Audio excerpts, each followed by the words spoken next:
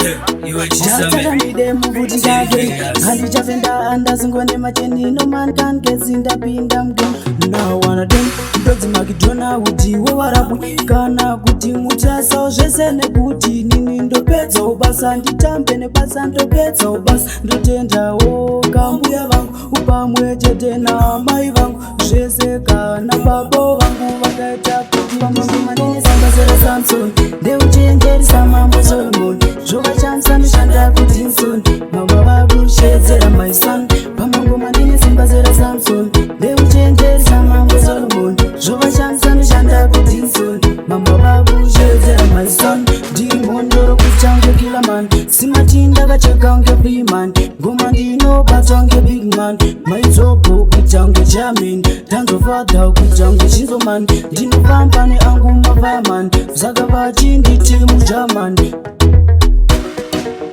pamangoma ndine simba zera Samson ndeuchenjerisa mambo Solomon zvovachamisa mishanda kuti Nson mama vakushedzera my son pamangoma ndine simba zera Samson ndeuchenjerisa mambo Solomon zvovachamisa mishanda kuti Nson mama vakushedzera my son vanorwadzwa nenana Tyson ndoona vanana Vilmon manje ndinopisa seiphone uku ndichirema segodphone handiperi kuita sewatchphone ndikatsamwa ndengekadhapon vamwe vakudanaka Tygon nekutini ndirizi German pamangoma ndine simba zera Samson ndeuchenjerisa mambo Solomon zvovachamisa mishanda kuti Nson mama vakushedzera my son pamangoma ndine simba zera Samson ndeuchenjerisa mambo Solomon zvovachamisa mishanda kuti Nson mama vakushedzera my son ndiri mhondoro kuchange kila man simati ndakacheka unge free man ngoma ndinobatwa unge big man